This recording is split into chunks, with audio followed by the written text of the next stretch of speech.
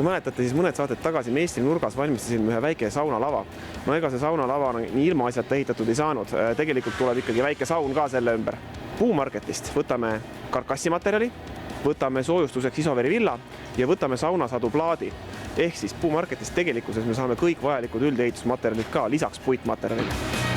No televisiooni juures on see tore asi, et ühel hetkel oleme kaupluses valime materjale ja teisel hetkel on juba pool sauna valmis. Tegelikkuses ma olen natukene siin juba nokitsenud ja natuke tööd on tõepoolest tehtud. Ma räägin mõne sõnaga, mis on tehtud. Saunakarkassi olen püsti pannud. Osaliselt on sees soojustus, osaliselt on sees peal ka saunasadu plaat.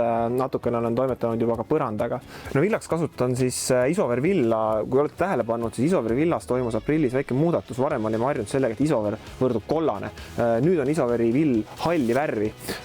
Villa panekul on üks niisugune põhiline viga, mis tehakse, et kas vill surutakse taha liiga sisse, mis tähendab seda, et ta jääb eest karkassist niisugune õhuava, või teine variant ei suruta piisavalt sisse ja jääb siis selline nurk, ehk siis taha jääb õhutasku, mis tegelikult halvendab kohe selle villa siis omadusi ja soojapidavust. Ehk tuleks alati veenduda, et vill on ühtlaselt karkassi vahel. Seda saab siis nii, et surud villa põhja ja siis noa otsaga natukene tõmbad teda tagasi, nii et ta oleks tasa. Siis on üsna kindel, et ta on sul ühtlaselt pandud.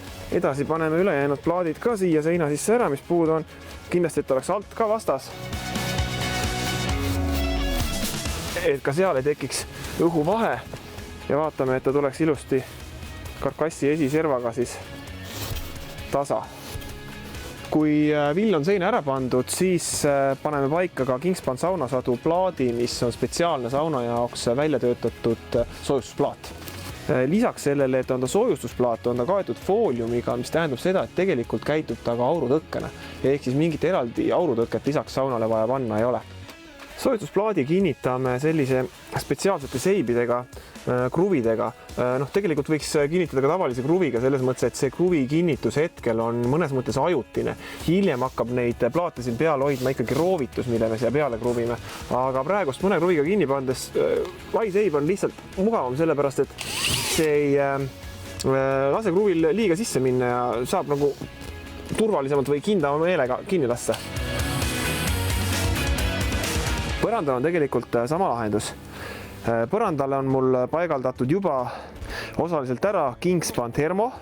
Hea tugev materjal, kannatab täiesti peal kõndimist, kui ilusti täistalaga kõndida, midagi teravat siia sisse ei lase. Kingspan Thermo läheb mul põrandatalade vahele ja samamoodi lasen vahele vahu. Kingspan Thermo plaadi paigaldamisel kassi vahele on üks selline vihje.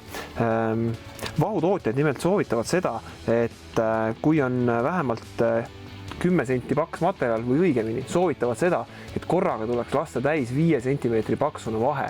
Ehk siis, kui mul on 10 sentimeetrine materjal, tuleks lasta vahtu 2 korda. Oleks 20 sentimeetri paksune materjal, tuleks lasta 4 korda. Ja plaadi lõikame selliselt, et see vahe oleks selline, et meil püstol läheb vabalt vahele. Siis me saame siin rahulikult töötada. Sest hiljem me teibime selle niigi hõbeteibiga üle, nii et tegelikkuses meil tekib lõppkokkuvõttes selline põrandakihis, samamoodi aurutõkke, miks mitte ka, et öelda veetõkke kergele niiskusele. Ta ei ole küll sama nagu hüdroisolatsioon, kuid siiski tegelikkuses käitub peaaegu sarnaselt. Selle kihiga on veel see asi, et kui nüüd seda lasta liiga palju, siis ta võib paisuda liiga õhuliseks, mis tegelikult teeb siis seda, et võib lõpuks kokku kukkuda ja ta ei pea üldse kinni ja teine asi, et ta ei pea sul sarnaselt enam sooja. Kui vaht on ära kõvenenud, siis järgmise asjana lõikame ta puhtaks. Siin kohati juhtub, et ma lõikan natukene ära ka seda õbepaberit, pole hullu, sest me paneme tegelikkuses siia teibi peale, mis on piisavalt lai. Hiljem tuleb lihtsalt veenduda, et igale poole saab teip peale. Kui nüüd vaht on maha lõigatud, plaadid paigas, siis nii seina peal oleva saunasadu kui ka põrandal oleva termaplaadi vuugikohad tuleks kõik hõbeteibiga üle teipida. Nüüd teipimisel on üks nõks. Kõik võimalikud teibid, mis kaupluses müüakse, neil on, mõnel on peal kirjas, mõnel ei ole, kes rohkem viitsib süüvida, siis on andmelehtedel kirjas teibi tugevus. Teibi tugevuse näitaja kehtib ainult siis, kui teip on paigaldatud õigesti. Ja üldjuhul õigesti paigaldamine tähendab seda, et aluspind on tolmust toidust ja rasvainetest vaba ja teip paigaldatakse spaatli abiga. See on enamus teibitootjate üks nõue ja siis kehtivad tema tugevusnäitajad ja kõikvõimalikud muud andmed. Nüüd mina ostsin 2 erineva laiusega teipi. Üks on siin 50 mm, teine on 100 mm. 100 mm siis just sellepärast, et ma saaksin teibi panna ühe korraga üle terve selle karkassi. Selliselt samamoodi käime üle me kõik nüüd need seinapuugid ja saunasaduplaatidel sama lugu. Veendume, et plaadid on suuremast tolmust puhtad, kus vaja lõikame ära vahujäägid ja läheb teip peale.